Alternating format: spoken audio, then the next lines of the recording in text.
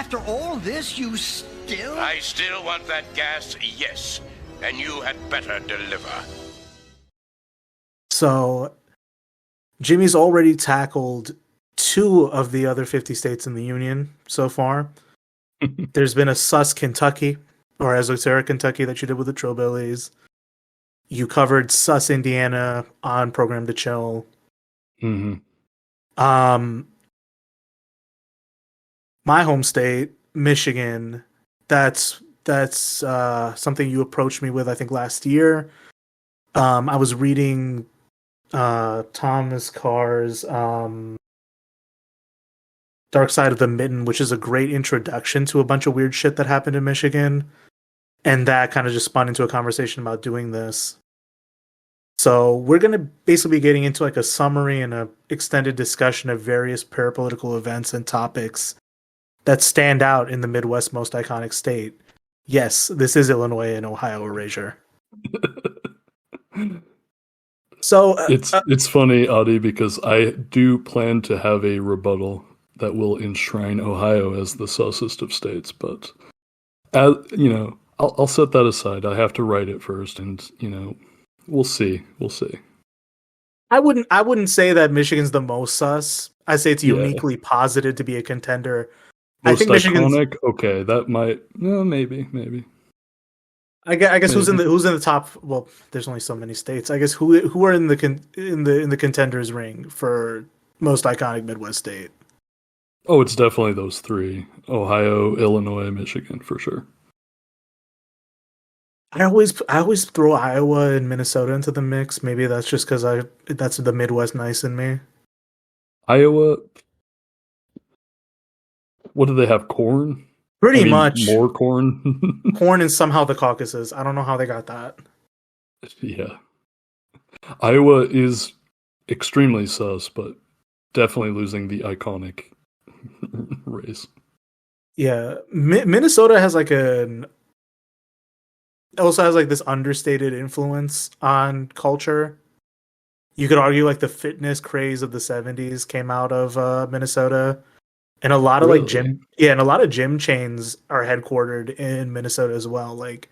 LA Fitness, Lifetime Fitness, Anytime Fitness, I think all have corporate headquarters or offices in Minnesota for some reason. I did not know that. That was just something I was looking up a couple years ago. I'm like, what does Minnesota have to do with this? But maybe getting to Michigan, right? What are some common tropes, or maybe just the overall reputation of Michigan you've observed? You seem like a well-traveled man. So I used to live in Northwest Ohio. Mm-hmm. And so I actually spent possibly, more time in Michigan than maybe most Ohioans. I mean, a lot of Ohioans go to Michigan, but I probably know more of Michigan than Eastern Ohio, So to a certain extent, I think that where I lived was a battleground state between OSU and MSU, I think. Mm-hmm. Well, it's you mentioned the Ohio State. They insist on the "the." That's right. You can tell I'm not a sports guy, but it was definitely battleground territory for sure. And I don't know, I always liked Michigan. That's the irony in this battle. I feel like I have to rep Ohio, but I like Michigan a lot. I've never hated Ohio either. I feel like that's the trendy thing for Michiganders to do is just hate on Ohio, and I guess it's because of the sports rivalry, but I've been to Northwest Ohio a lot. I've even been to the islands in Lake Erie for a trip once. Put in Bay it's an interesting spot, I'd say. So Northern Ohio it's an interesting place to visit. There's even a waterfall somewhere to visit that I've always wanted to check out, but I've never really been south of the Ohio River when I visited Ohio. But I've never found a reason to uniquely malign Ohio. I think in my experience, Indiana just remains the odd man out, so to speak. Yeah, Indiana sucks. But in your Sus Indiana episode, it was almost a throwaway line, but it made things click for me where the early settlers of Indiana were from Virginia and the Carolinas, and suddenly everything clicked. Because I think the earliest settlers for Ohio and Michigan were from like upstate New York. Which I think explains potentially a lot about these two states, right? And then like Yeah, there were subsequent, at least in Ohio, I think also in Michigan, there were subsequent waves of like hillbillies basically as well. that's what I'm familiar with. Although I'm very poorly read on that history. But I think in the Trillbillies they were talking about like some kind of uh line between Louisville to Detroit through 75. So Yeah, like makes Eastern sense. Ohio is basically Kentucky in terms of like culture. And like you know that whole thing with like JD Vance and everything where it's like Right. yeah, it's funny. Fuck that guy. Yep.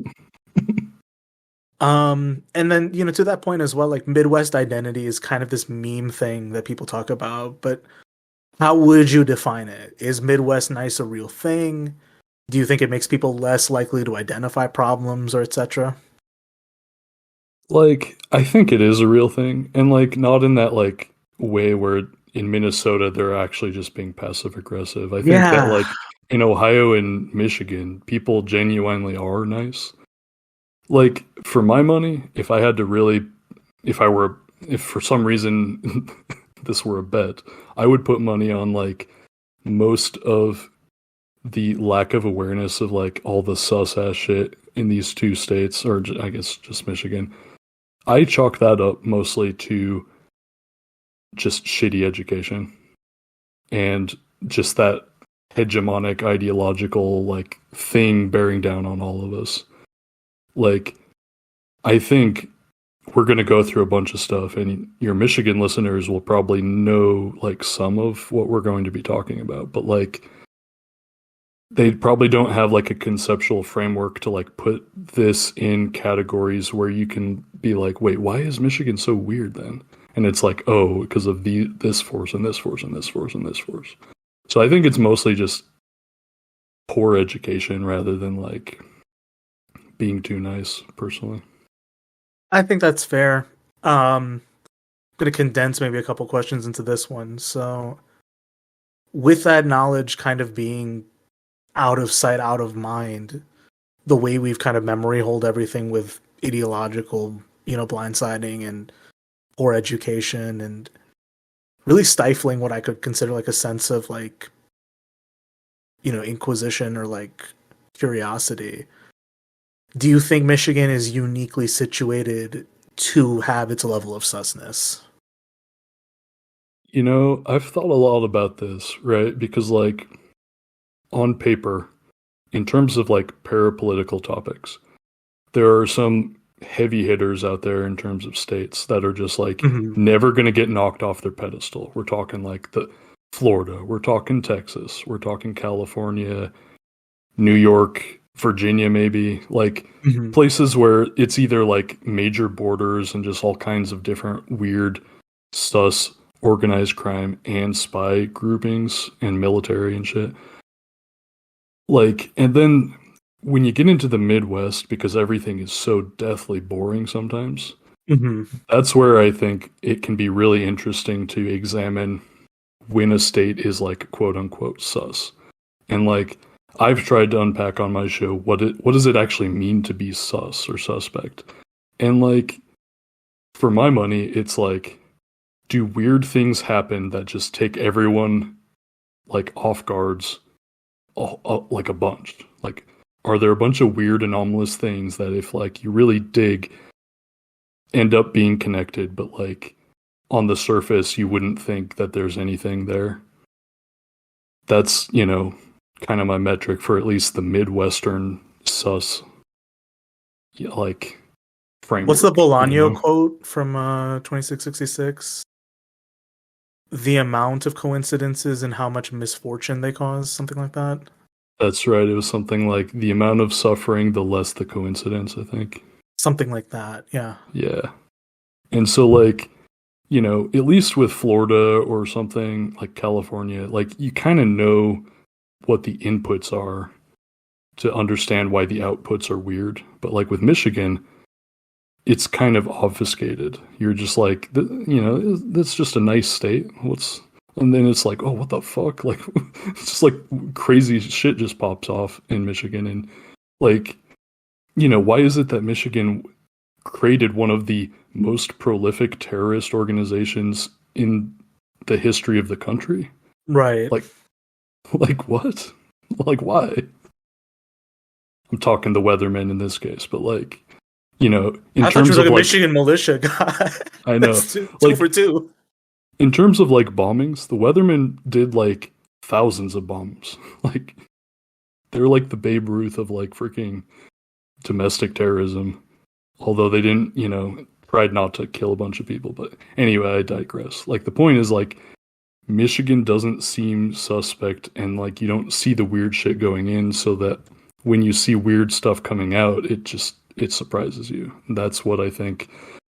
In some ways, yeah, I think it is uniquely suited to be more sus than other states.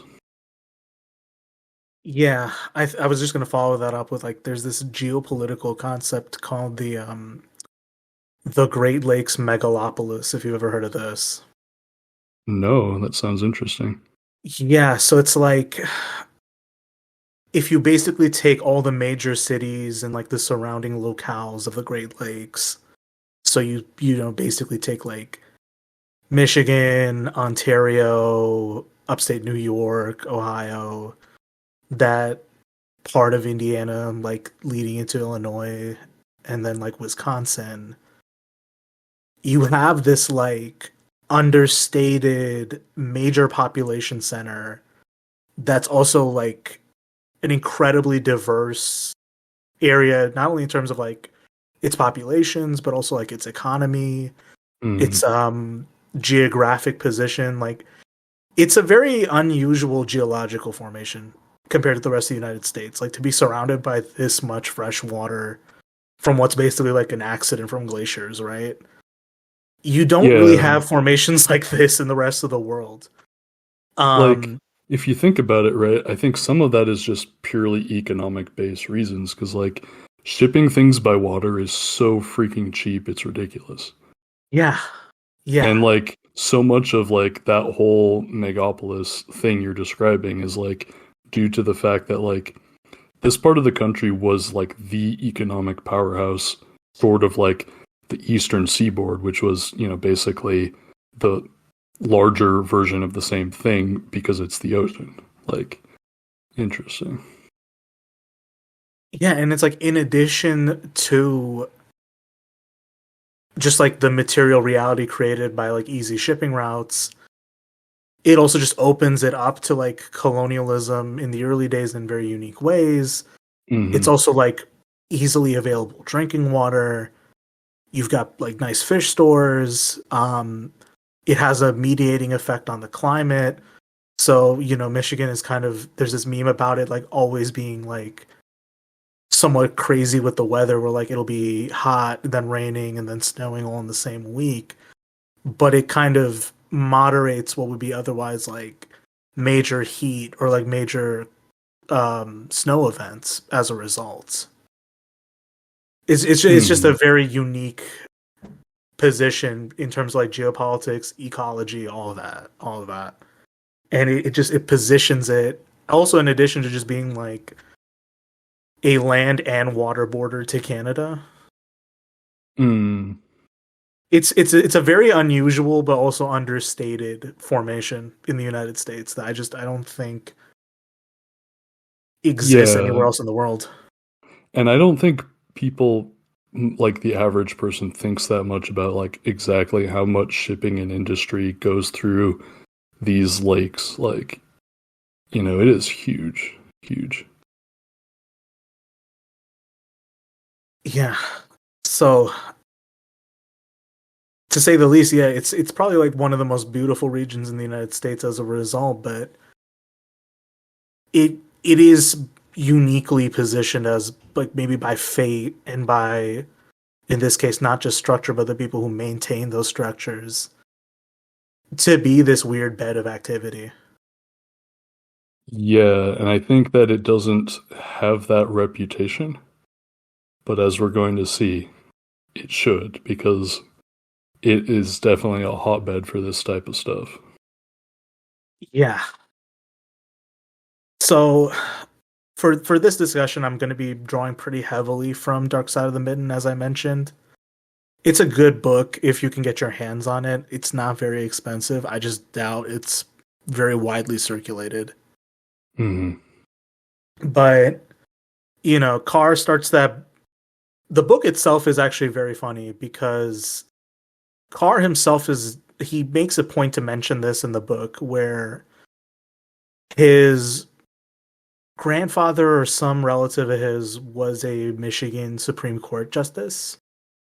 And he decides to look into his record and look into some of his early cases. And then he finds that his relative was a judge who basically ordered this black family in Lansing to vacate their home. As it turns out, that family was Malcolm X's family. Literally, his mother, and his father were basically evicted on this judge's orders. And then it's very poetic for the author to realize this and then very humbly just admit, yeah, that's fucked up what happened. I'm not going to lie about it, and I'm not going to make any excuses for this relative of mine. Holy shit. Let me ask you, actually, because, Malcolm X's family, right? I did have a note, they lived in Michigan. Or not, yeah, Michigan. And, separately, their house got burned down. So do you know if this was a different house or a... Oh, the story as it goes... God, my partner is reading the autobiography of Malcolm X right now too, so this is very timely. But basically, his family was, I think, from the Dakotas. They lived in the Dakotas, and they were basically chased out of the Dakotas by the Klan. So that's where that first house being burned down, that incident happens. I think they eventually make their way over to Michigan. This home that they get evicted from, I think, is not their first home in Michigan. It's the second one they try to... Or I think it is the first home they move to. And I think, again, a mob tries to burn this home down again. And that's, one of his formative memories. Okay, I see. Okay. Because I was conflating stories for sure. Because, yeah, I think you're right. The Klan burned down the house over in, Nebraska, I think. Nebraska, yes. And then separately, when they were in Michigan, their family was harassed by the Black Legion. Yes, the Black Legion. About. Exactly. Yeah. Exactly. He mentions them by name in the book, actually, which is surprising. Yeah, and when I read Malcolm X's autobiography, that just went right over my head. As we'll see, the Black Legion was specifically a very interesting, weird group. Yeah, we're gonna get into that one. So let's probably start from the beginning. So we can't start any story about injustices in America without first admitting, you want to cancel me for doing a land acknowledgement. Let's go. Listen, I think that it can be hokey to do it, at your Goldman Sachs investors meeting, but I don't think that talking about the original sins of the country is Absolutely. A bad thing, right? Yeah. Yeah, not to be Mr. Too Damn Woke here, but I think you cannot really talk about these events without addressing that. So to start, we would be remiss not to mention that Michigan exists first as a former French holding that was expropriated from, among others, peoples of the Iroquois Confederacy, the Huron, Wyandot, Miami, and Odawa, and we cannot state the mismanagement and plundering by types like Antoine de la Motte, Sire de Cadillac. I think that's how you say it in French. So that is the same guy who the luxury car brand is named after. I did not know that. I thought that was so interesting. Yeah, so Cadillac is where he's from in France, and Antoine de la Motte, I think that's his full name. So Sire de Cadillac is a noble title he invented for himself. He is not a noble by birth. He Though, is let's be real, all of them are fake, but some are more all of fake than that. others. I mean, you're not wrong because what is the nobility but like a Yeah. a thing you make up for yourself? But in this case specifically, he's not born into the nobility. He's this enterprising crook who sees the colonial expeditions as a way to like seek upward mobility. So he invents this title Sieur de Cadillac. Sieur in this case I think translates directly to sire. He has a noble house sigil created. You can see that as the Cadillac logo now, believe it or not. It's almost like the original sin of the state is like one of its foremost symbols or something. I mean, I'm just gonna say something very inflammatory, which is like automobiles are inherently fascist. We can get into that as a whole. Yeah. But agree. So, but specifically in the case of Cadillac vehicles, right? General Motors does it's a subsidiary of General Motors for those of you who are not familiar with the breeds of car. And basically GM is notorious for this business practice called badge engineering. Every car company does this. Different competing companies will badge engineer each other's cars to sell them in different markets. If you didn't know this, you're going to learn this now, where basically most GM vehicles are pretty much the same machine with different exteriors. So your luxury Cadillac is basically the same parts as a Chevy, but with like, a more shiny hull and like leather seats, basically. So just in general, right? Like this luxury car brand is already a kind of Potemkin thing that should be addressed. And Antoine de la Motte in this case, he's making his way across the French territory. We don't know a lot about how he got to the Americas. We don't know a lot about his latter days in France. So to fill in the picture, he is this privateer that just translates to pirate. This guy was a pirate, scalping, British shipments coming into the colonies. And when he wasn't... So it's not all bad. Just kidding. maybe there's always a silver lining to certain activities like this. But one thing we can definitely say he did that was bad is, he used alcohol to weasel his way into securing the fur trade, as well as creating the conditions for the lumber industry as a whole to become a dominant form of the state's economy prior to the automotive industry.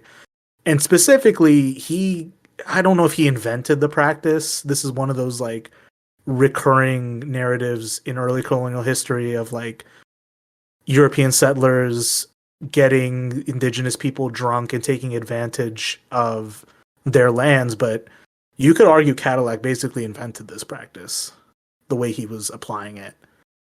Yeah, because I know that there are antecedents. One thing I've learned through history, right, is that anything that they were doing in the Americas, chances are the Portuguese were doing it in Africa. Probably, yeah. But that doesn't mean that he probably wasn't innovating it specifically in this context. Yeah, it's more so that he was heavily reliant on this strategy, because another thing that gets brought up in Carr's book is that liquor was also your tool to control your men on these expeditions, and he basically understood that the cost of these furs would fetch such a bounty, it was not worth keeping his men happy with the hooch, so to speak, and getting it all to the indigenous people to steal furs, basically. So the settlement of the Straits, Detroit, is basically where we get the word Detroit as a result, is part of this colonial history, and it can't be stressed enough that Cadillac had weaseled his way into the governorship of the Louisiana Territory, establishing a lead mine in Missouri that was also an early importer of African slaves. While he did allegedly serve a sentence in the Bastille, it's unknown why. People hypothesize it has to do with him insulting the king. He was given honors later by the French government and retired in the countryside. A grand injustice of history, knowing that this period, if not began, was like one of the early chapters in the ecological destruction and human immiseration that began in the Americas as a result of this colonial project. The French Revolution did not go far enough. You know, what's that old Mao quote where it's like, I don't really think the French Revolution really ended? Oh, yeah. Wasn't it like Zhu Enlai or whatever? He was like, it's too soon to tell if, like, was that it? Or I don't know. It could have been Zhao Enlai. I don't remember if.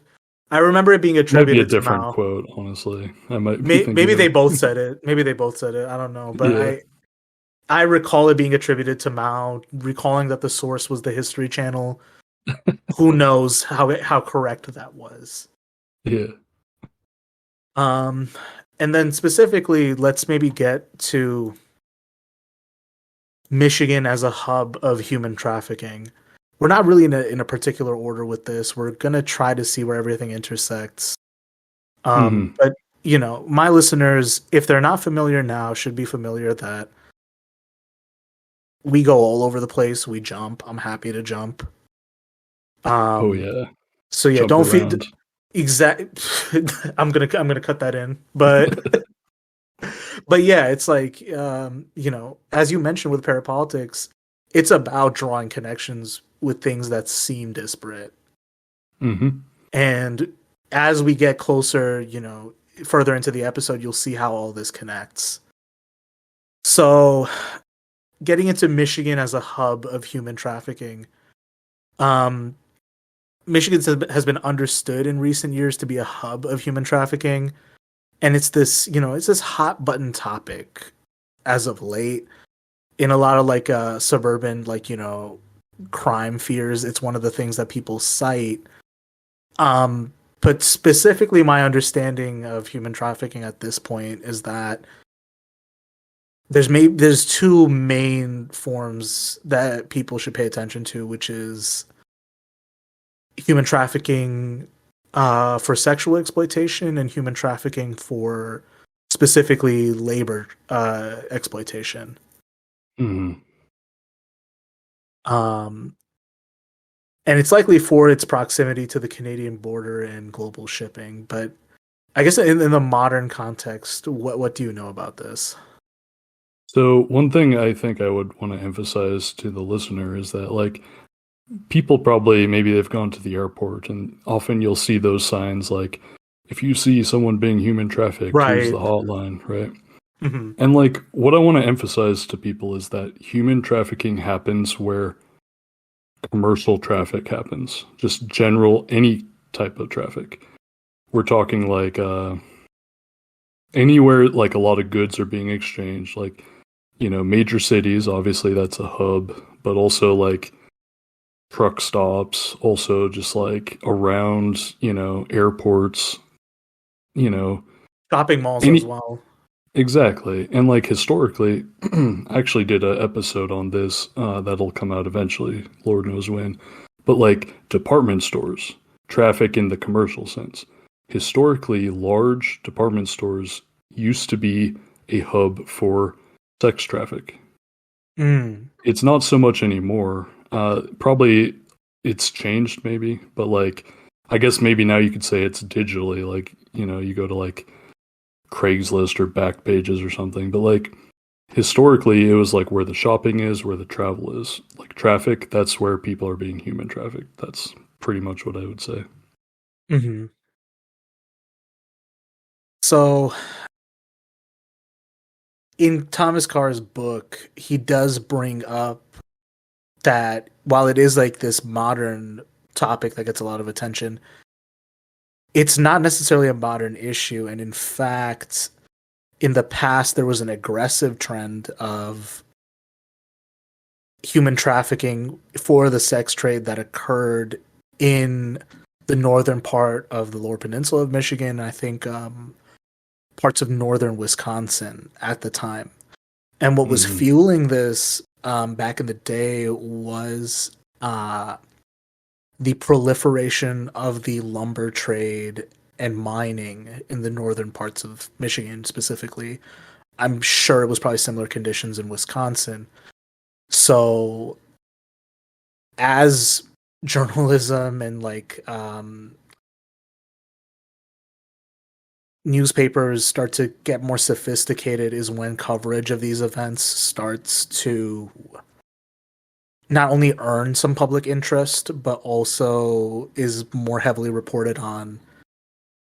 Not necessarily with the same care that I think people have nowadays, but it was definitely like a public interest topic at the time.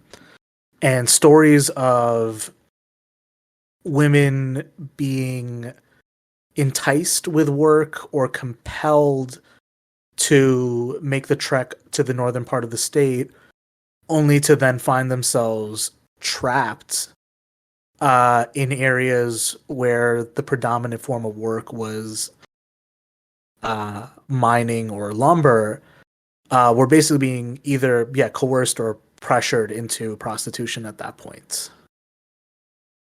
Yeah, and like what I want to also emphasize, right? Like people nowadays, if they think of like labor human trafficking, they'll think maybe like different Latin American groups, but like they basically did that in the mines with mostly like a lot of like European groups. So it'd be like, let's get the Finns in here to work in these mines. Oh, that's kind of played out. Let's get some like Croats to come over here. Let's get like the Swedes, like there were different waves of these like clusters of immigrant groups that would like basically a lot of times be tricked into working these horrible like mining jobs. And definitely like women were getting trafficked in relation to that. Yeah, exactly. Like, have you seen Deadwood, the TV show? I'm familiar with it. I still got to check it out, but I'm familiar with what the show's about. It's good and bad. But like, basically, it depicts similar things going on, where there's like miners and prospectors, sometimes getting tricked in, similar things with the women, and then like the innkeeper, he's almost like an evil Mr. Krabs, where he's like trying to get people to spend their wages on liquor and, sex work. And like a lot of company towns were like that. They would pay bad wages and then they would get you to waste your paycheck on like the vices that they also controlled. And then, it puts you in that position where like you're already pissed off about your conditions, but you're kept pliable and compliant with these vices pretty much. And on top of that, your already meager wages are then stripped. Yep. And then, to our victims of the sex trafficking in this case, a lot of this was done by either pimps or madams in this case, who would basically take the proceeds for themselves. Mm-hmm. So, to try to maybe wrap like this particular thread up, there were two independent investigations launched by the state of Michigan and the state of Wisconsin at the time. The investigation for Michigan turns up suspiciously that this is not happening. Around what year is this, ballpark? I don't have the book in front of me. You mind if I go grab it? I'm so sorry. Yeah, no, it's all good. I like learning, so I was like, oh, when was that? Yeah, let me go grab the book. Just a second. Mm-hmm.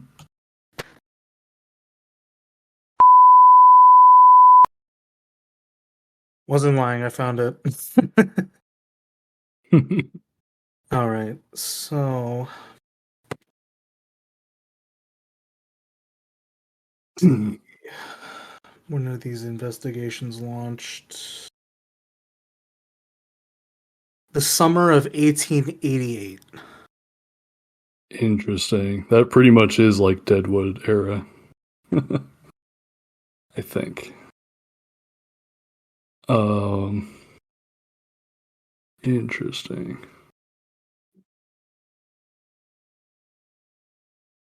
Yeah, so I would say that like probably in the latter part of that chapter where Carr refers to this, basically this becomes one of the organizing issues that the temperance movement gets behind. because of the links between, sex trafficking, prostitution, and liquor at this time. So it becomes this kind of cause célèbre of that movement. That makes sense. Because, like, it's funny, right? Because, like, for various, mostly stupid reasons, mainly being raised Mormon, I was, like, almost, like, weirdly, like, pro-prohibition growing up, which is, like, by the way, not a normal Mormon position to have. Like, I was just a weird kid, but, like, I definitely, like, spent a lot of time, like, reading about Prohibition as a kid, because I was a weirdo. And, like, that's the thing about, like, the suffrage and, like, Prohibition movement, is that they had, like, a lot of, like, really good, grounded reasons for opposing, like, the liquor trade. It's just that, like, for a lot of other very grounded reasons, it's, like, not a workable policy, but yeah, I mean, to your earlier dispute with the other podcast, right? The temperance movement wasn't saying that alcohol is a structural issue. I think they understood very clearly that there is this kind of economic force linking the formation of patriarchy to the economic incentives behind selling liquor, but I'd say that they just didn't have the effective language to describe that link that later, labor feminists and Marxist feminists would later describe. I think I don't, again, like, not to shill for Marx here, but no, I will. Is that, exactly, like, Marxist thought and, materialist frameworks actually give you the base to link these disparate issues. Yeah, that's well said. And, like, it's interesting, right? Because, like, the liquor companies are fucking evil. Like, they are. Like, post-prohibition, they were all mobbed up. Like, a lot of different actual criminal organizations basically just became the, like, liquor industry. And, like, they, like, a lot of them, quote unquote, went legit, sure, but, like, guess what? Then you end up with John McCain, like, to make that more clear, like, John McCain's, I think, his wife was, like, from, like, a liquor fortune, and they basically bankrolled his political career. So, like, shit's mobbed up. That's basically the TLDR of that. But, like, I did want to actually shout out my buddy Boyd Beaver, who lives in a unspecified small town in Michigan, and he damn near lost his mind when he found out that there were bootlegging tunnels in his town that were dug by the Meyer Lansky Syndicate, and that one of the tunnels connects to the local Catholic Church. And he was just like, "What the fuck?" Like, this stuff has always been weird, and there's always been, like, reason to think there's more going on than what we can just see, Yeah, to say the least. And on that similar vein, right, the the links between, organized crime and enabling certain further criminal acts, like, human trafficking in this case, continue into the modern day. So this is probably, we're just going to start with probably maybe one of the tough ones early on. North Fox Island. This is either a sticking point, if you're in the listener base for a program to chill, you might be familiar with this if you're from Michigan. But to be very honest, it's kind of been one of those events that's been memory hold, that I think is worth maybe revisiting in this context. So maybe, do you want to get into the broad strokes of that? Yeah, for sure. I'll go through it, and, like, for the listener's sake, we're not going to probably get into the really hairy details of it, but for sure, like, heads up, like, it's not fun stuff. So like Right. the basics, right, is that North Fox Island is one of many islands that are like part of Michigan, but like, I think like you like what's the deal? Like you can buy them, right? Like it's a lot of these are private property. Some are like owned by the state or whatever, but like So I I'm not sure what the current position is on the legality of buying an island, right? But it's not the first time that these islands have been settled or even been used to some nefarious end. I mhm. think, Mackinac Island is one of these initial places where, again, for the control of the early fur trade, colonial control, and just like for military administration, they set up a fort on that island. I think another time too, there's like some weird cult in like the 1800s that sets up on one of these islands. Mhm. One of them has like an assassination plot. Once again, another let's make ourselves the governor of Michigan plot in these islands. That's another crazy one, but I think that one is pretty shut and dry. But North Fox Island is a couple miles or so away from North and South Bear Island, I think. So a couple miles away from the Sleeping Bear Dunes National Lake Shore. And at the time, I think this was privately owned by somebody. We can get into that. That's right. Now, I think the main player here is a guy named Francis Sheldon, who was a millionaire. And at the time that we're talking about, he did own the island. And he operated a thing called Brother Paul's Children's Mission there. Mm-hmm. Basically, it was a child pornography ring. And part of the ring, I guess, part of the operation was that they had a private airport. Now, presumably Sheldon probably had a number of these guys, but he, one particular guy was found, and that's how they uncovered the whole thing. But basically, Sheldon had this, like, lackey, I guess, who was a gym teacher in Michigan. Mm-hmm. And this guy was basically, his name was Gerald Richards, and he taught, at St. Joe's in Port Huron. And he was several things. He was such a weird dude. He was a gym teacher. He was a masseuse. He was a magician. He worked at adult bookstores, and he groomed kids. Like, this is some, like, freaking weird shit. And, like, if your listeners aren't already thinking Epstein connections, there are so many, from the island to the masseuse shit. Like, there's a lot here to compare between the two cases. Yeah, and just to interject, but yeah, go ahead. Just to interject briefly too, like Sheldon actually bought the island in the 60s, in 1960 for $20,000, which is the equivalent to about $175,000 today. Which is relatively cheap in terms of like what he ends up doing. Although I guess like there's like a lot of like clout and political backing you probably also need to get away with this type of shit for as long as he did. Mm-hmm.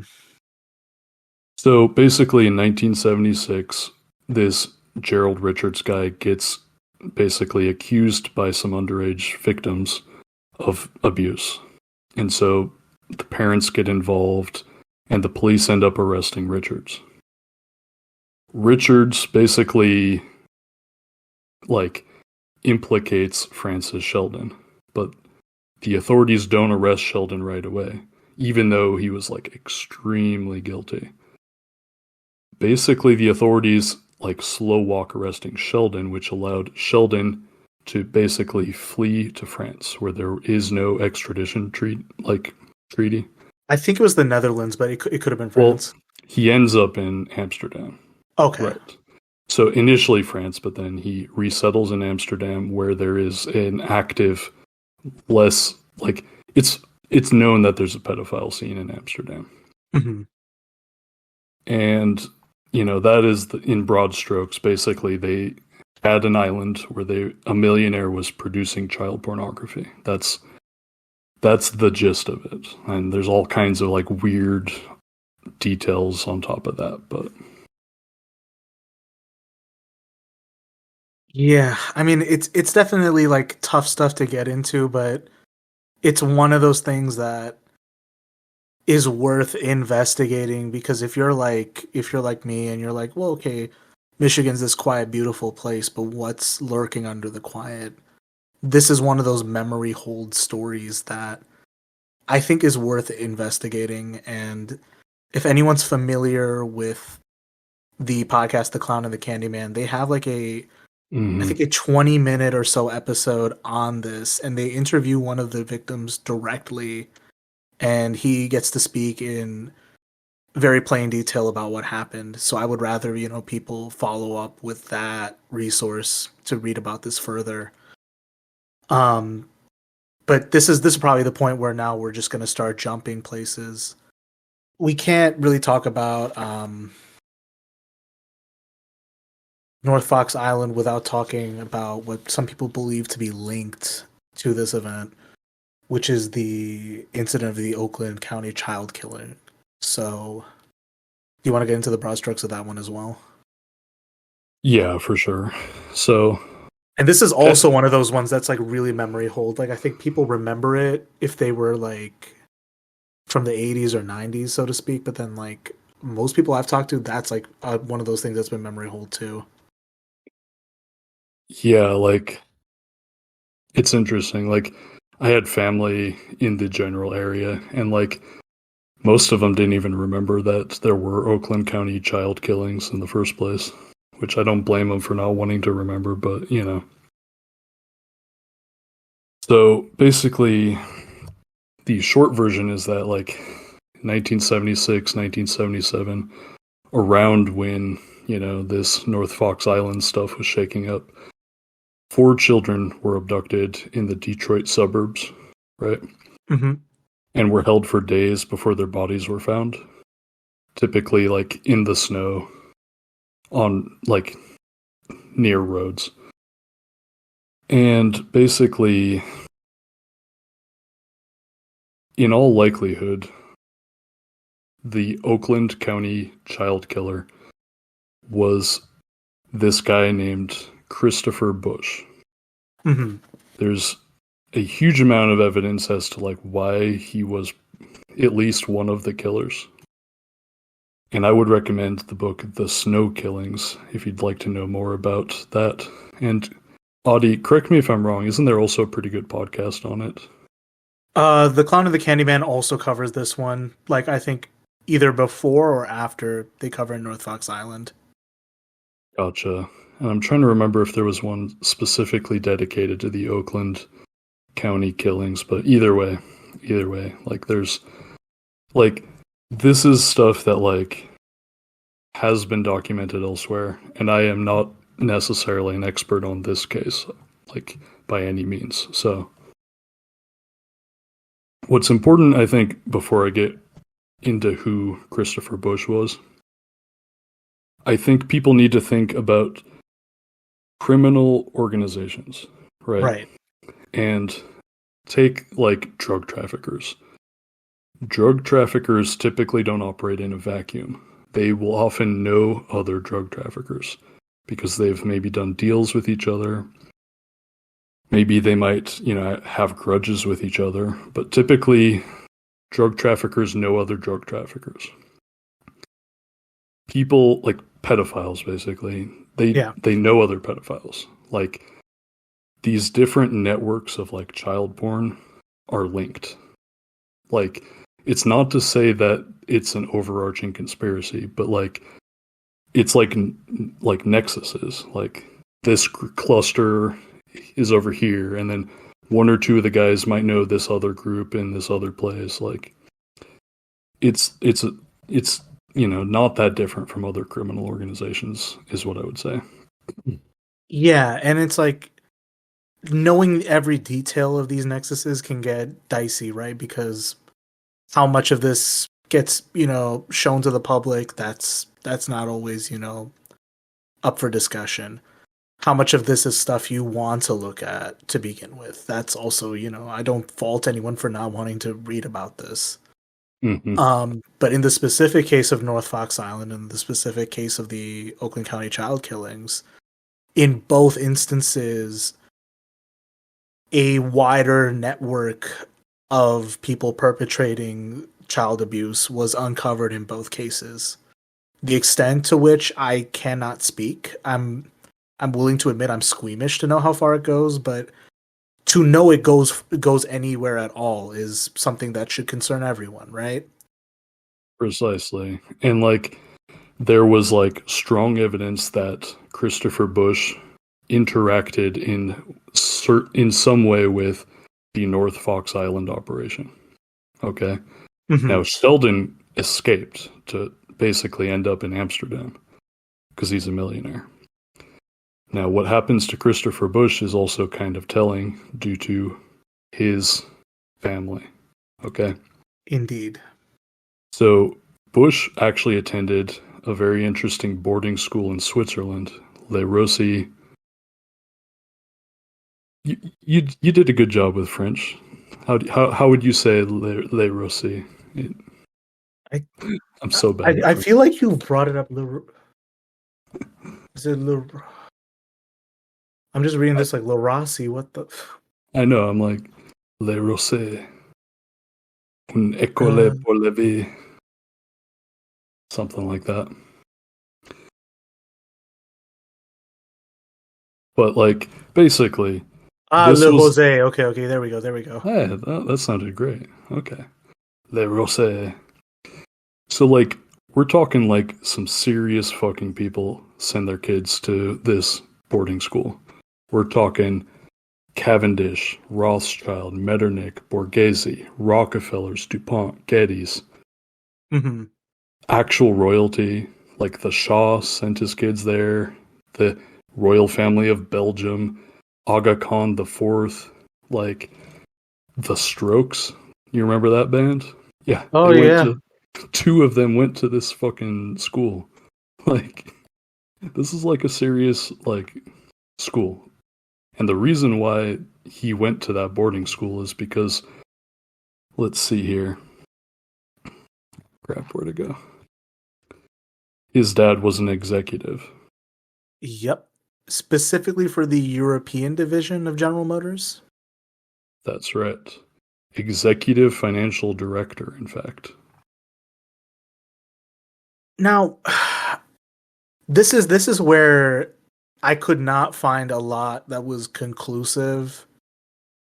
It gets my Geiger counter really clicking when I think about the time period that he was the executive financial director in Europe for GM at the time, right?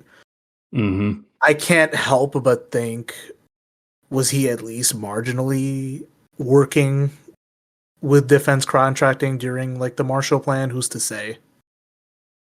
Well, I mean, it was also like you said earlier, like cars are fascist, which sounds crazy maybe to some people, but like, dude, there are literally far right, like during the Years of Lead Gladio shit, there are literally terrorist acts that were funded by Italian auto companies to undermine public transit. Like, this is not crazy. This is like real world shit.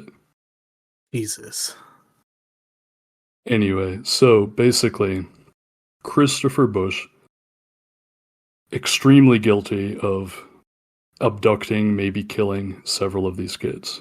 There's, like we said, there are books and podcasts that are proving the case. So this is just a high level thing. But like, one of the most horrific details of all is that Bush had a drawing, like he was like an artist, of one of the victims on the wall of his apartment. And the child is like screaming in the drawing. It's haunting. Like, yeah, you should like think about whether you want to see it before you look at it. But like, so basically Bush, I think he got arrested more than once, right?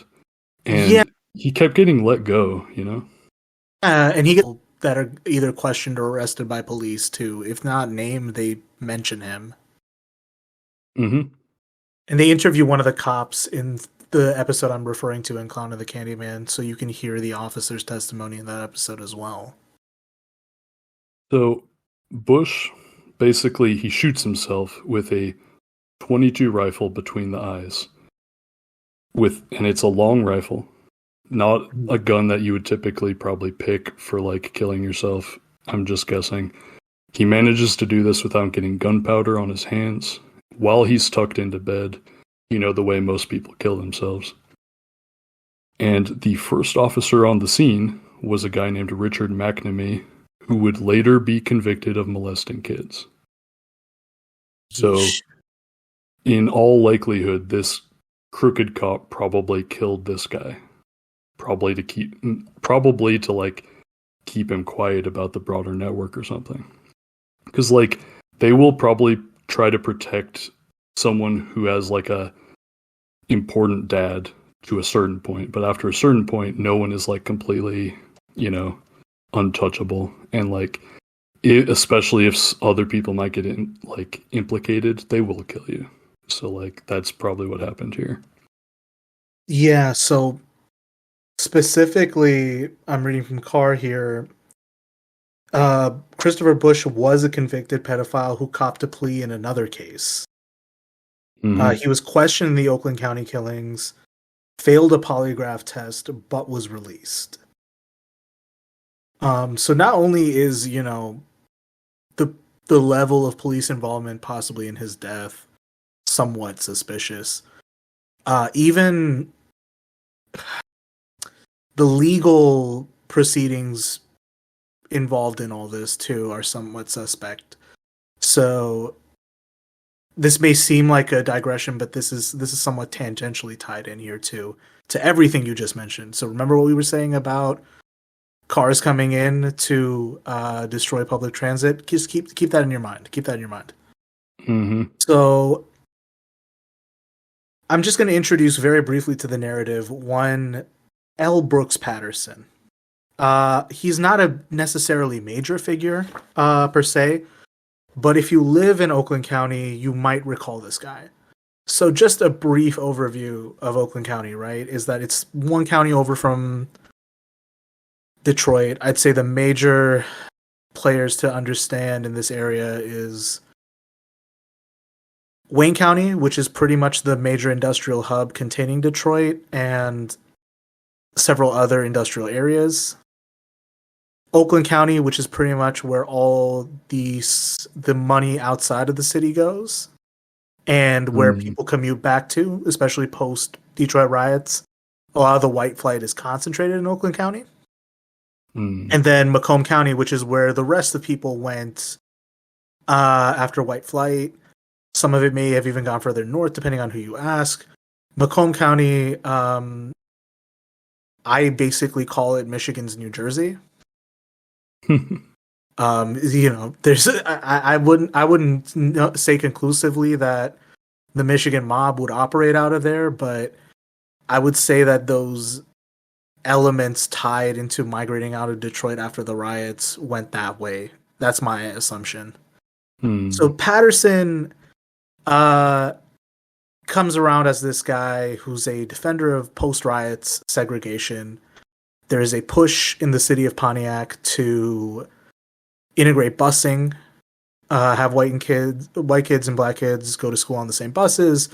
Patterson steps out bravely with other culture warriors of his time, says, "We're not doing this." The Klan heads out and burns buses.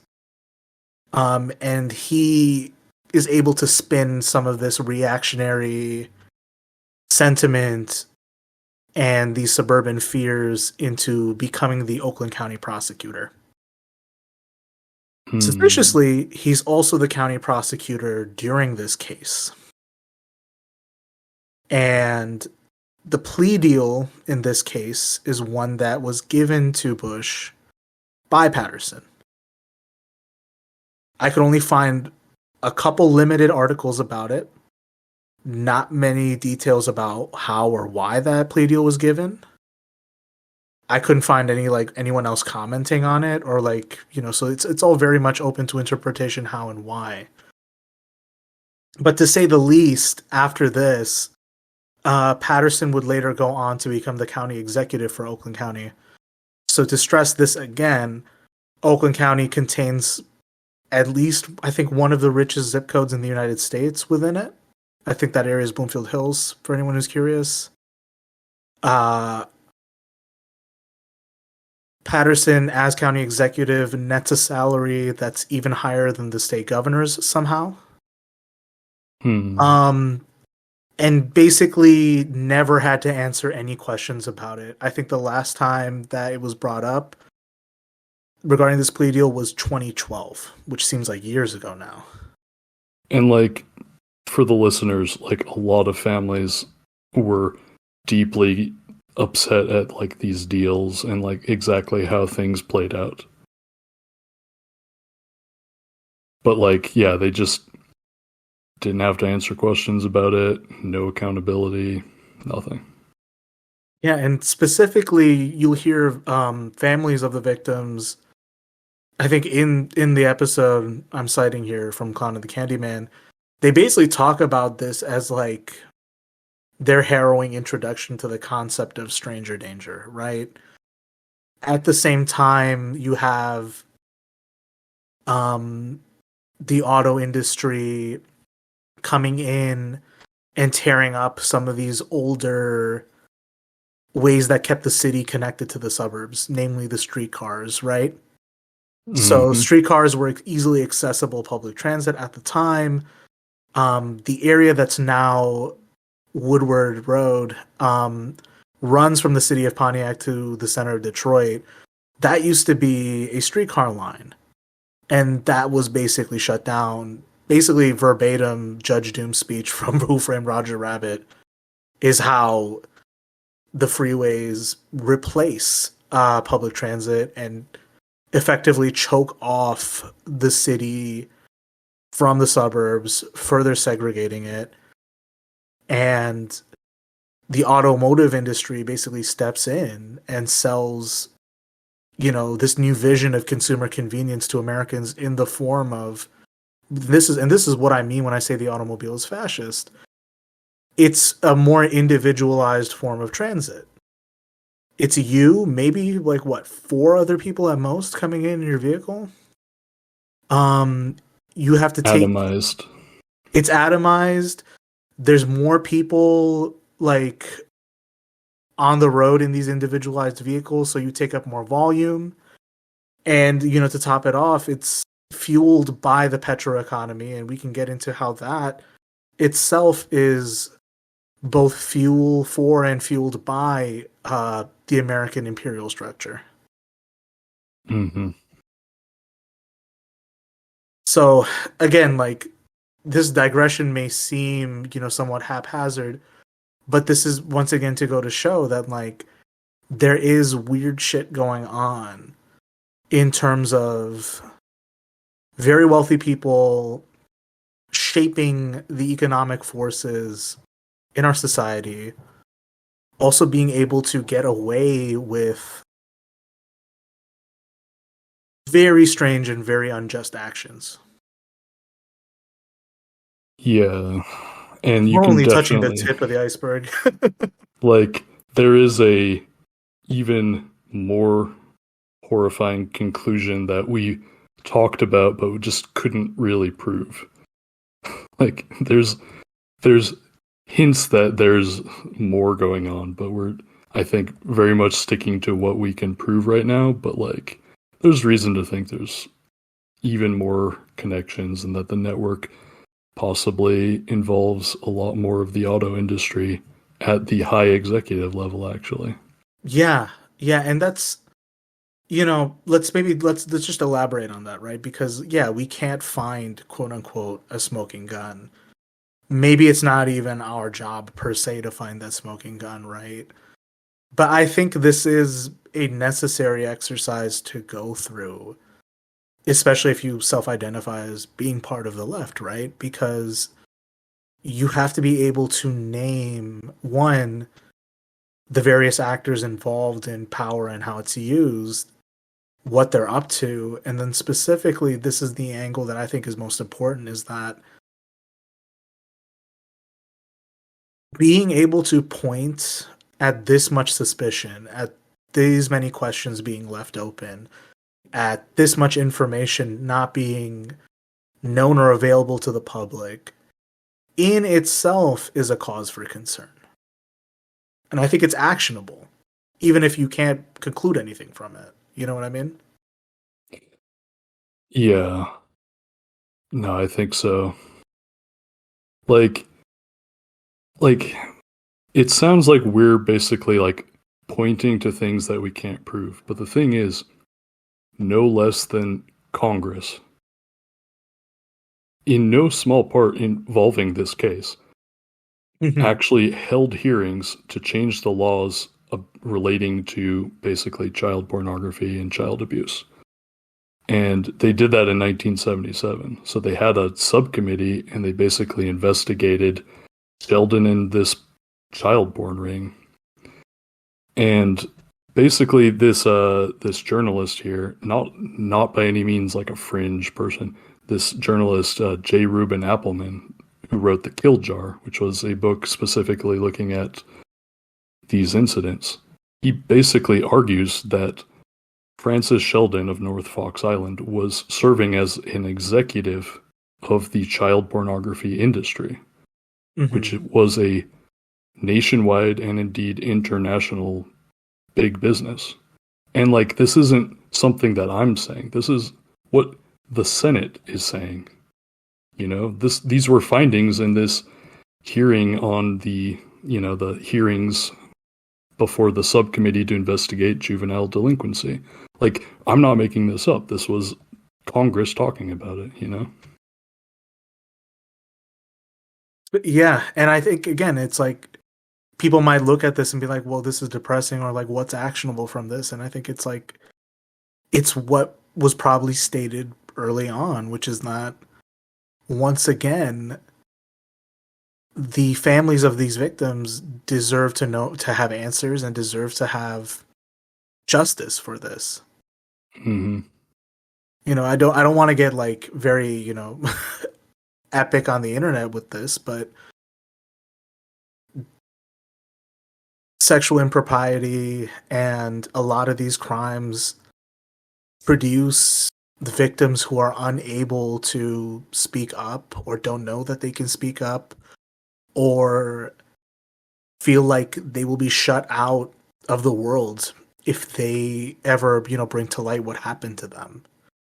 And it's like, not to be very hokey with it, but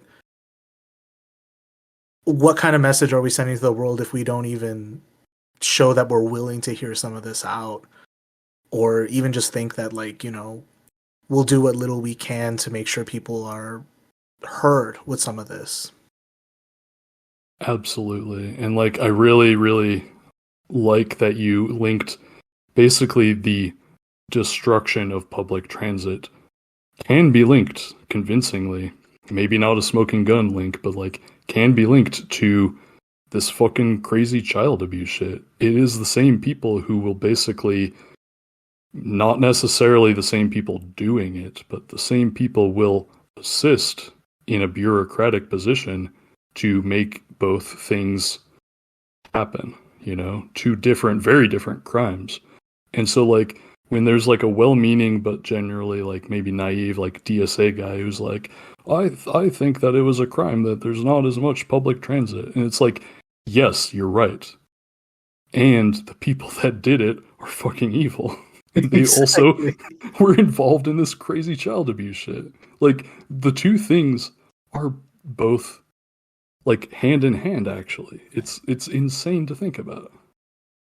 Yeah, and it's like, I don't begrudge people for feeling squeamish about it, or maybe not wanting to speak on it as openly, right? Because, yeah, these are uncomfortable topics. But it's like, I don't think it's naive to say things are linked. I don't think it's naive to say things flow from end to end. That there's a big picture way to look at things. And it's like, if someone's name shows up in one case and then shows up in another thing that is suspicious but seems unknown, and bringing back that Bolaño quote, right? The amount of coincidence with the amount of misfortune. You have good reason to begin, one, suspecting the legitimacy and the authority of the people who lead our systems. Okay. And then you have, furthermore, again, to maybe bring up this beef you had with the other show, right? It's like, so if the structure itself is the problem, why then can't we talk about the people who staff it? And then fundamentally, then the structure itself is irredeemable. What do you do in that case?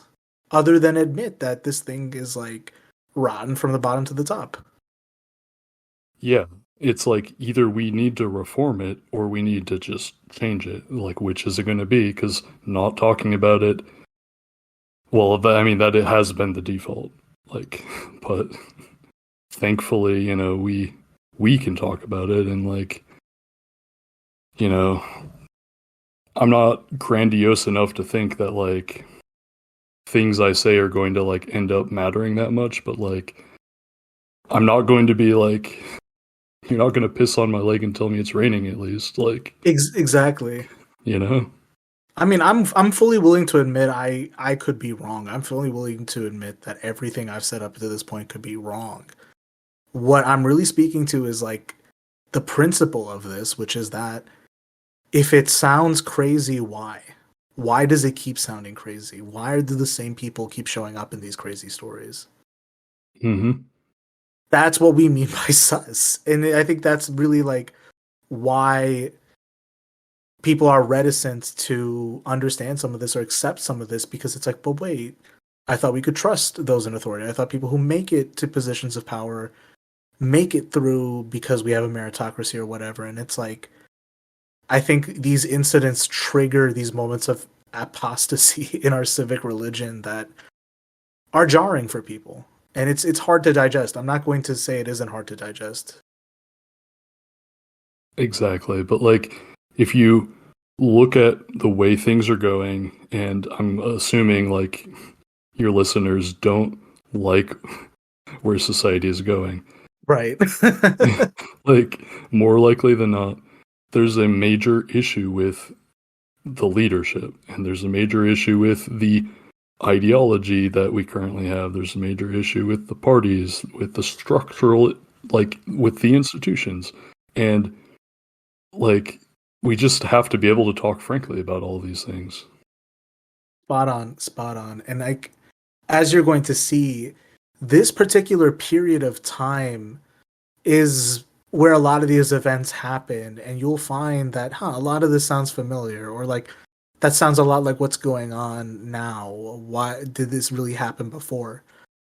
And that's basically, I'm trying to figure out where's our best natural jump, because these two are also tied. One, you mentioned our DSA guy and naive assumptions about transit, but then also that makes me think, do we talk about the origins of the DSA, so to speak, or do we talk about the auto industry as a whole? Well, maybe it would make sense to talk about like the Detroit riots, perhaps, because they were almost like the instigating factor for like the white flight, and like that also overlaps with some of the radical stuff. I mean, honestly, any direction, we're going to walk into more stuff to talk about. So whatever you want. Yeah. I think everything we're going to talk about is kind of linked, right? Mm. So maybe let's talk about the larger economic framework first, right? So we've talked about furs, we've talked about lumber, we've talked about those early forms of industry here in Michigan, but I think this is probably well known that the auto industry it's a central industry. If you're part of any other industry today, like finance, IT, insurance, whatever, you're basically supporting people who work for the auto industry or supporting it as a supplier or external service, basically.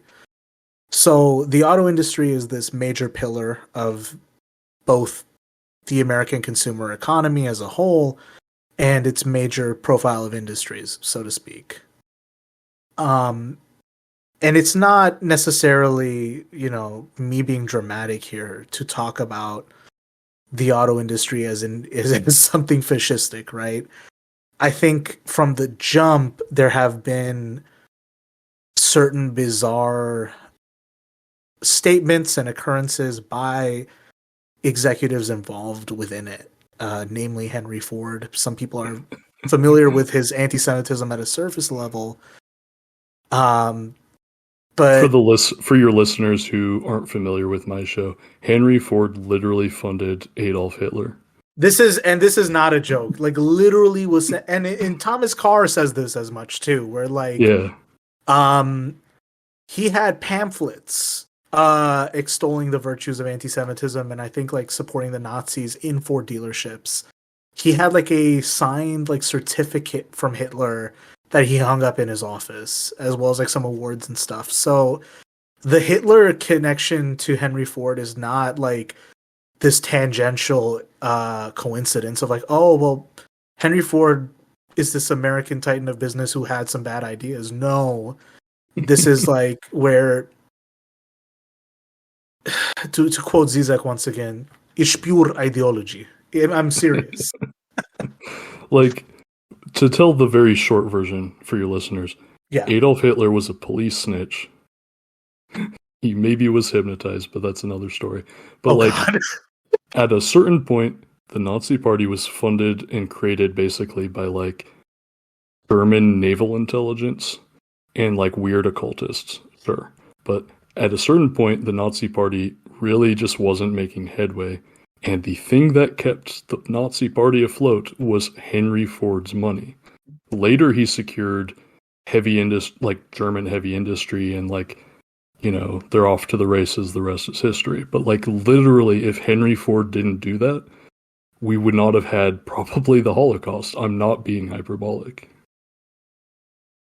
And this also goes to show like there is this bizarre like one ideological cross-pollination between like American settler colonial escapades, so to speak, in our history, and Hitler basically like looking like, have you seen that meme of like America doing their homework in the class and Hitler like copying off of it, and then America behind Germany copying it again? Yeah. Basically, I mean, everyone says they know how Paperclip went, but that's like the shortest summary of it.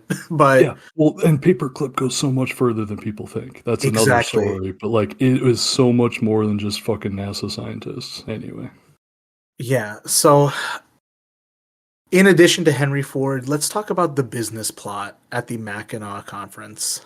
Excellent. Now, for the listeners out there, you might be thinking, business plot?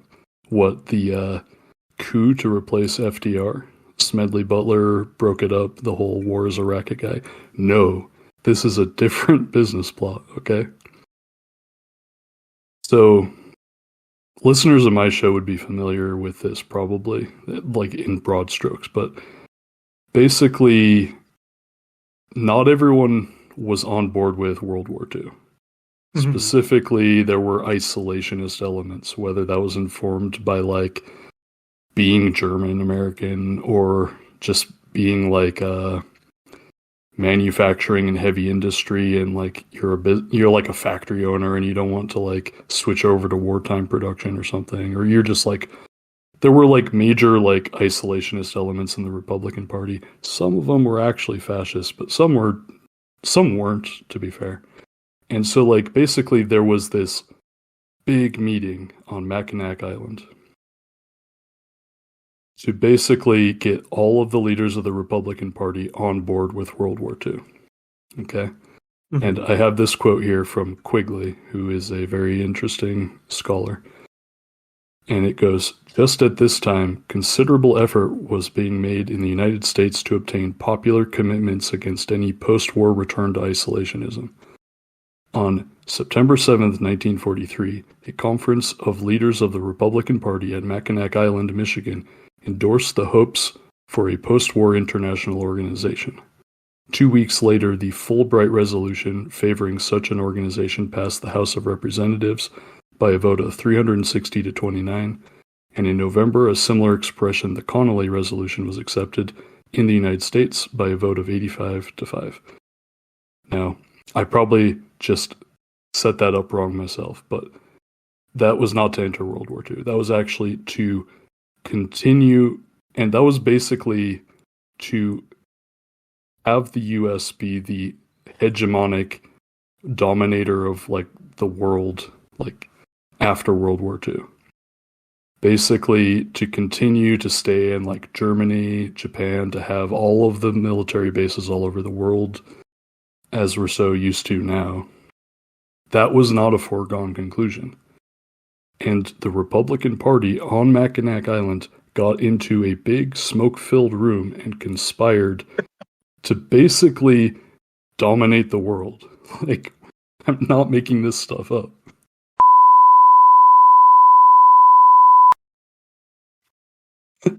Yeah. Because I recently did some episodes on the more well-known business plot, and like, I was like, holy shit, was it planned at Mackinac? No, it wasn't. Now I'm just like, did they name it the business plot to fuck with me? Like, Honestly, I don't know. Maybe I might have just called it that. I don't know if that's actually what like Quigley calls it. Quigley, yeah. by the way, who taught Bill Clinton. It's like Bill Clinton read Quigley's works and was basically like, ah, yes, the Anglo-American establishment. I'm going to join it.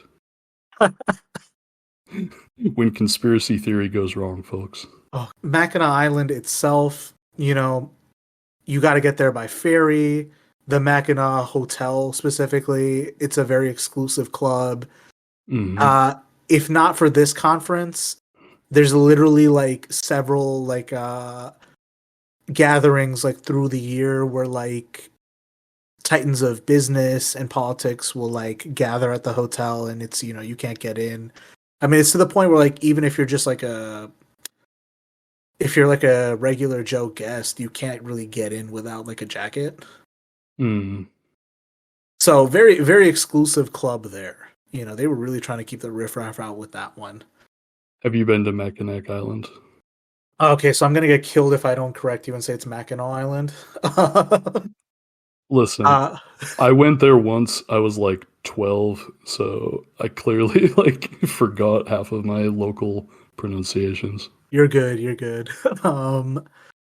I went there once, and I was there with a couple friends. We were just chilling.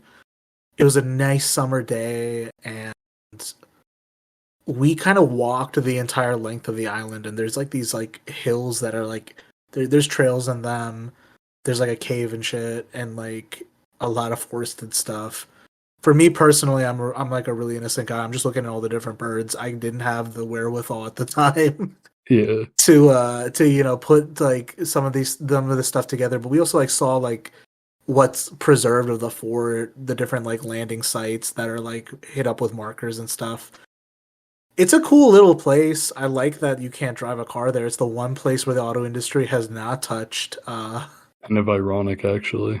Well, here's the thing. One time Mike Pence visited during the Trump years and literally like I think showed up with the vice presidential motorcade on the island. So he was like the first official in several years to violate that ordinance.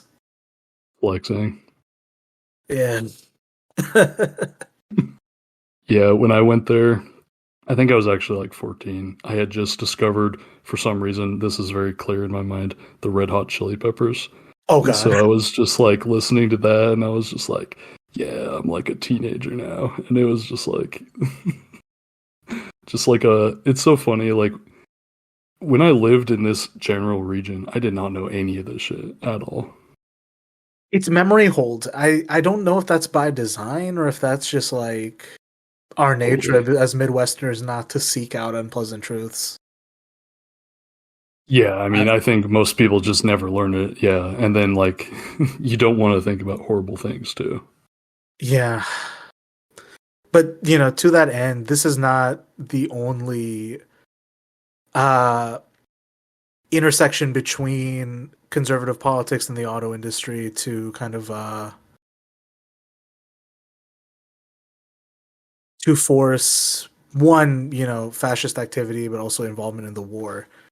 You also mentioned to me that there's some interesting ties between the Klan, the Black Legion, and I think we already touched on Henry Ford's Nazi ties. So maybe how do the Klan and Black Legion tie into this? Yeah, so the Black Legion in particular was one that I've really been fixated on lately. They were a fascist group that was explicitly based out of General Motors factories and plants. Okay. Now, this book, let's see here. Listeners, if you really want to know where I'll skip that. Okay. So basically, I have this passage here, and it says, "Today, one cannot understand the Detroit area without looking at the influence of fascism in the area. The riot," talking about the Detroit riots, "was provoked by the Klan, which was closely associated with fascism and the Bund at the time." For the listeners out there, that's like the German-American sort of organization. However, there were many other fascist organizations active at the time within the Detroit area. The Black Legion, the Wolverine Republican League, Father Coughlin, and several other fundamentalist ministers of hate, the book says will be shown later in this chapter. Michigan was one of the hot spots for fascism, as several of the strongest supporters of fascism within the halls of Congress came from Michigan. Specifically, I think you mentioned here 7 senators, 13 representatives had bribery and collusion with Nazi Germany, like half of them were from Michigan. That's right. Yeah. Just like a ridiculous amount. Yeah. And that's of the ones that were prosecuted, during World War II. Presumably there could have been, more, but they always pull their punches a little bit when they're prosecuting like actual Congress people. Yeah. And even then, it's like it's not just members of Congress too. Even like once again, executives in the auto industry come up once again. I think you mentioned here. Yeah, go ahead. Alfred P. Sloan, General Motors president, worked very closely with Nazi Germany.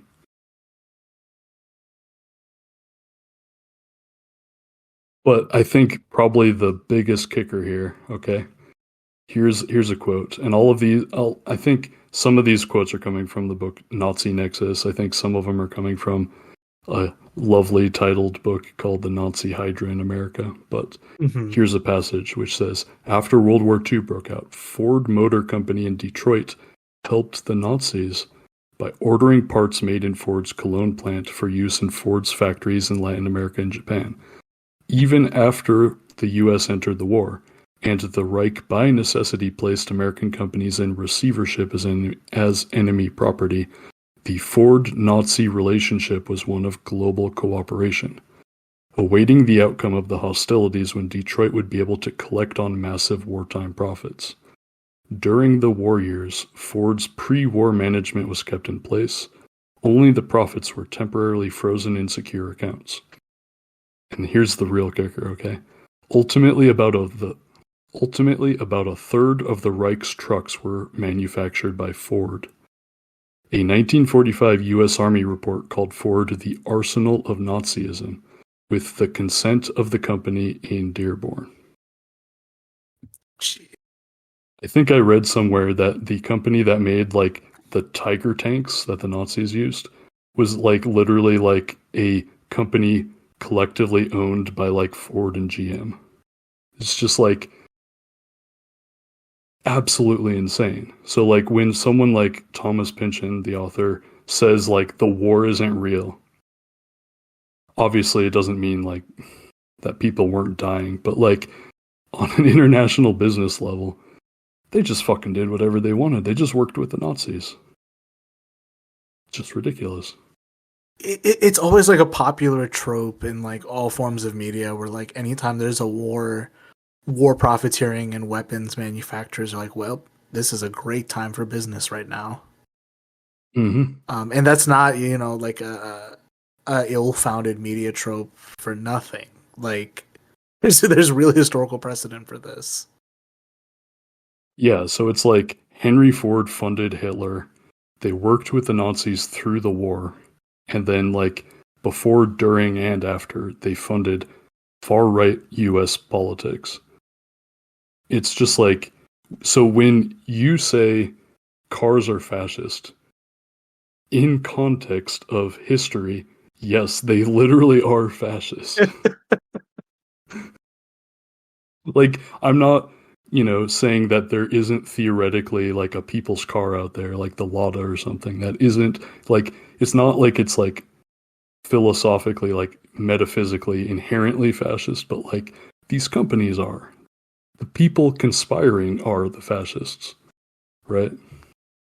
Yeah, and it's like, again, like, this isn't to like malign people, especially who work at the plants, who are just trying to like make a living, right? Like, this is really not directed at any of them at all, but this is to say like the real movers and shakers who pull all the levers of the economy, and kind of, again, we, as laborers, we sell our work. We don't really have much of a say.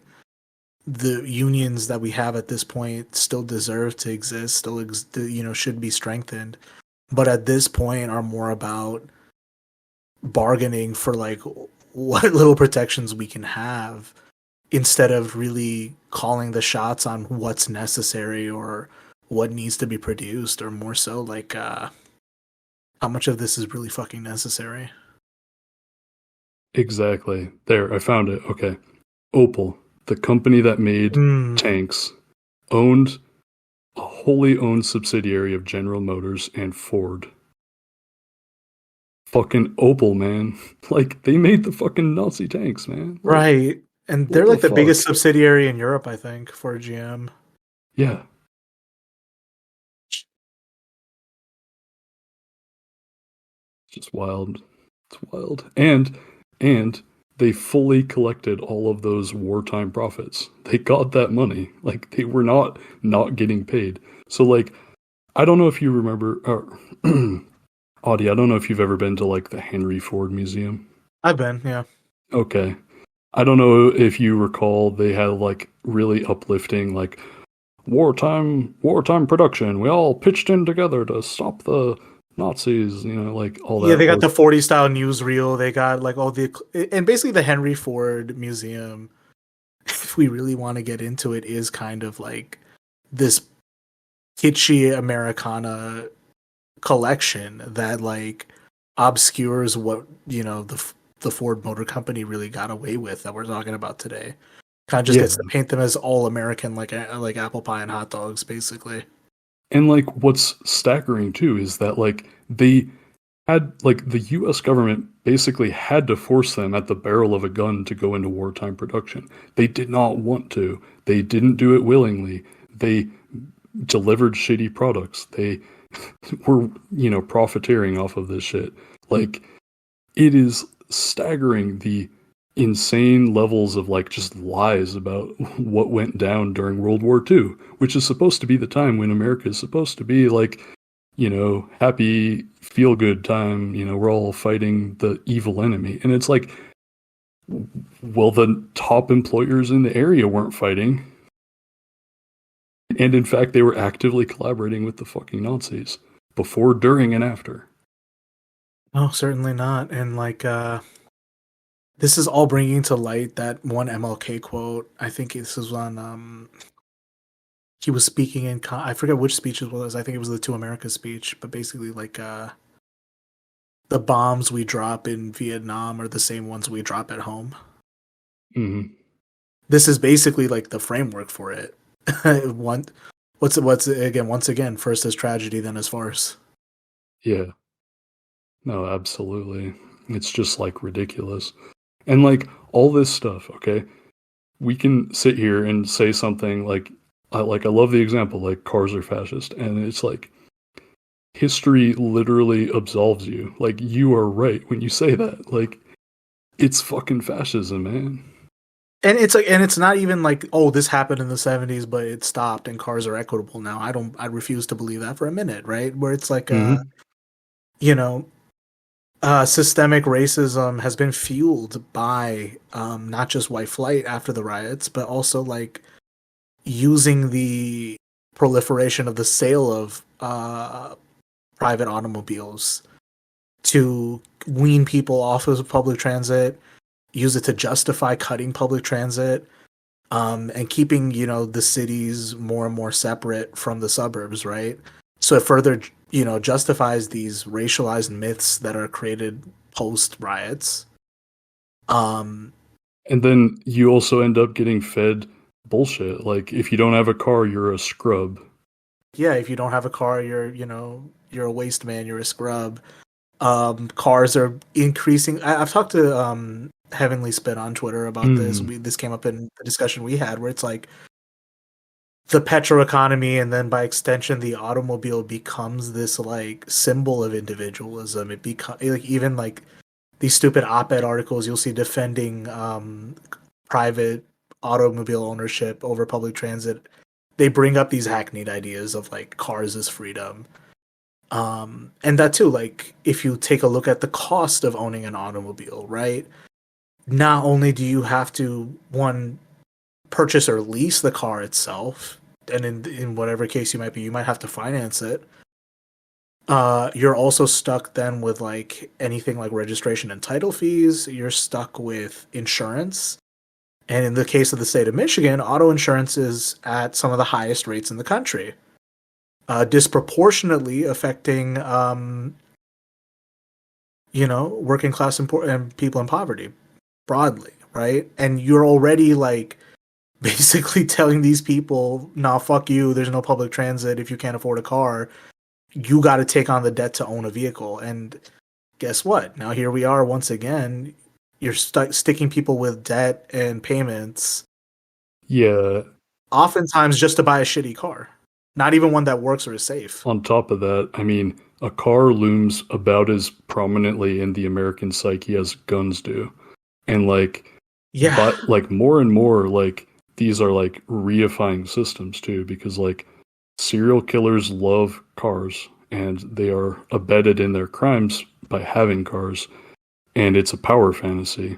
And we're seeing more and more that like people are just running into people with cars, like using them directly as weapons. Like we saw that, in those protests and Charlottesville, yeah. I was watching that. And then was it Florida or Texas that was like, oh, we're going to let it be okay if you hit a protester with a car? Yeah, no. Dude, I was watching that Charlottesville riot live when that fucking happened. I was freaking out in my apartment.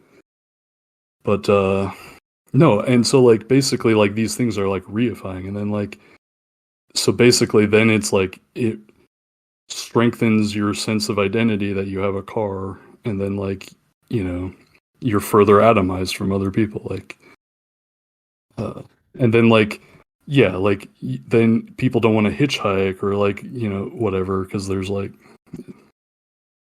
you know what I'm saying. Yeah, it's like it pretty much re-emphasizes. Again, it's like I think people get caught up sometimes in like, was this by design or like more subtly did this end up getting engineered, right? But like we're in an increasingly individualistic and atomized society. The broadest societal message that we have is one of fuck you, you're on your own. You can't really help people. And in fact, if you do, you might get hurt for doing so. Mm-hmm. And, when it comes to like your independence, you're only as independent as far as your money can take you. Mm-hmm. Which again, in the cost of owning a vehicle, I didn't even mention fuel costs. Yeah, exactly.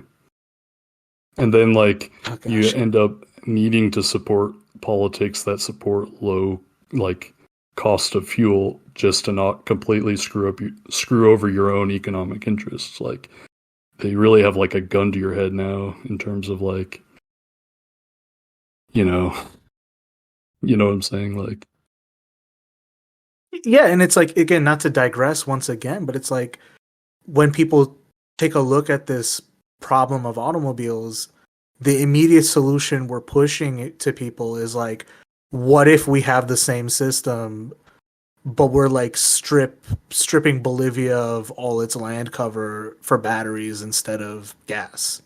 mm-hmm. Instead of maybe fundamentally re-examining, hey, is this fucking necessary? Yeah, exactly. So, and this doesn't even. I mean, we should probably get into the further point here, right? Which is that yes, the auto industry is this major economic sector that provides significant employment to many people across the country, and then specifically in the Metro Detroit area. But to keep to keep production running, you got to have a workforce that stops asking questions. So there's some additional topics I'm researching at this time. There's even like unique angles where there's like black unions being formed specifically to protest like the most dangerous jobs being done by black auto workers. But as a whole, we have, specifically in the UAW's case, Walter P. Reuther coming in to heighten this contradiction of the exploitation of the auto industry with it being quote unquote stable work, to organize unions, putting out some of the most effective strikes, and just the very effective slogan of unionism, not Fordism. But in addition to Ford's Nazi ties, we have to also connect the fact that, some of these strikes were put down or resisted with the help of organized crime. That's right. So specifically, I'm going to cite this one case from Carr's book.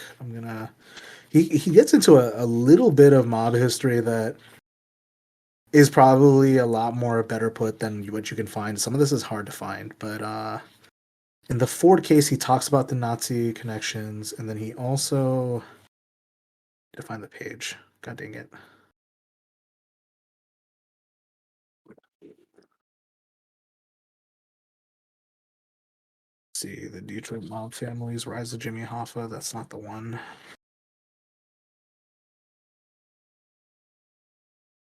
Henry Ford's Henchman. There we go.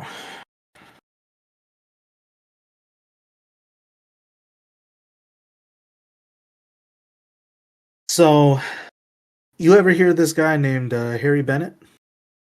No, I don't think so.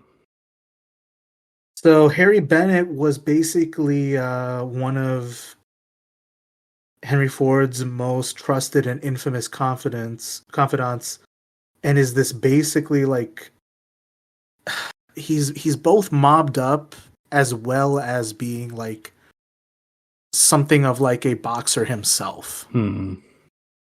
And because of this, ability to like call in favors with organized crime as well as like physically do the beating up, Henry Ford starts admiring the guy and keeps him on hand.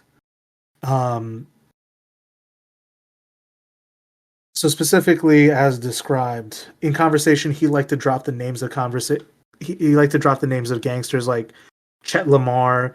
Lamar was a mob boss who had provided the Ford Rouge plant with vegetables as a front for his crime activity, and was known as the King of Hamtramck before someone murdered him in his West Side home. In contrast to the thuggish image he cultivated, Bennett's wardrobe was more Harry Truman than Al Capone. Not that anyone was going to tell him to his face that bow ties look a tad nerdy. He wore them because he wasn't going to wear a necktie that could become a noose if an enemy grabbed it. So specifically in the chapter, I think he mentions that like there was this event called the Battle of the Overpass where the UAW was protesting or striking. Walter Reuther was present at this strike, and was basically tossed down a couple flights of stairs for passing pamphlets.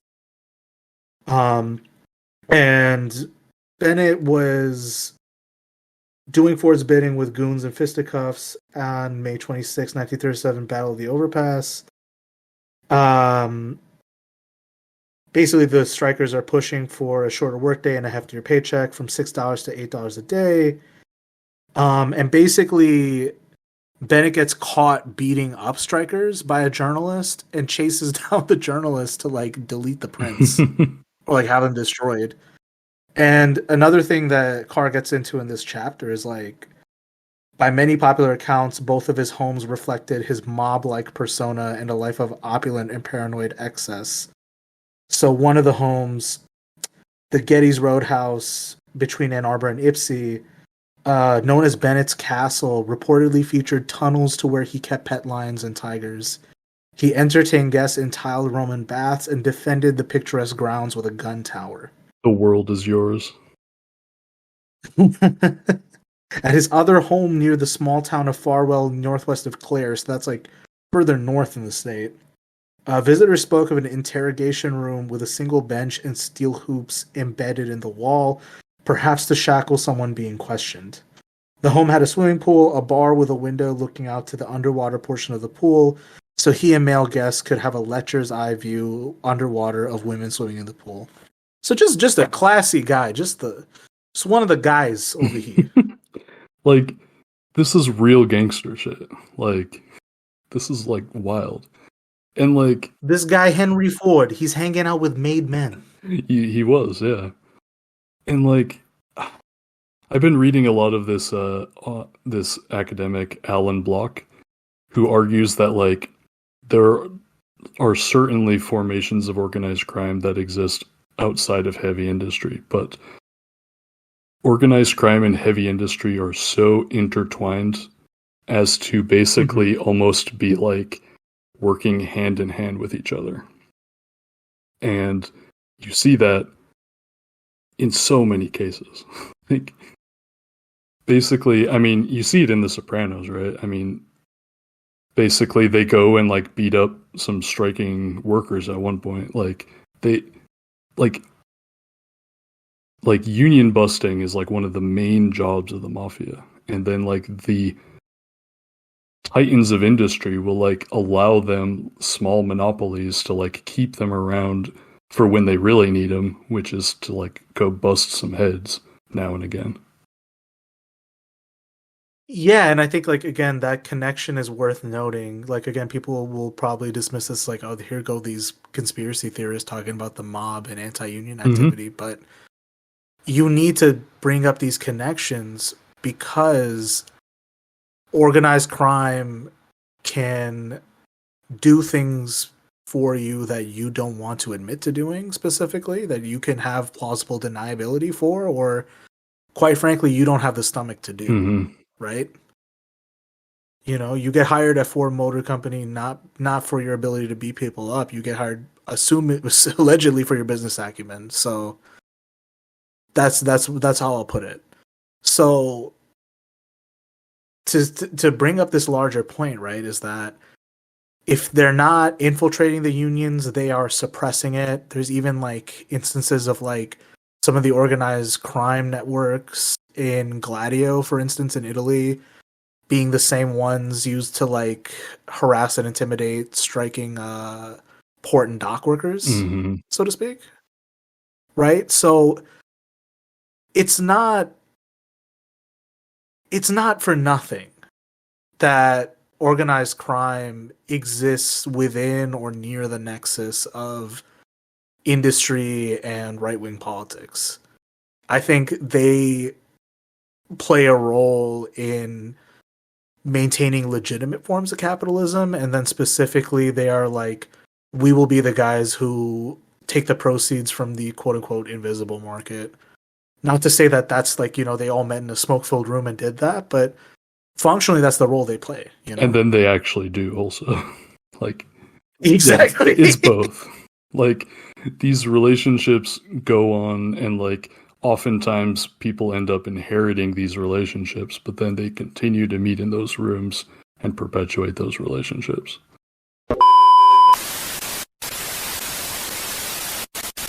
This was part 2 of our Sus Michigan episode featuring Jimmy Falun Gong. Jimmy runs a great podcast called Program to Chill that I encourage you to check out. I'll have links to the show in the description below, as well as our links to our social media as well. Thanks again for tuning in, dear listener. Take care.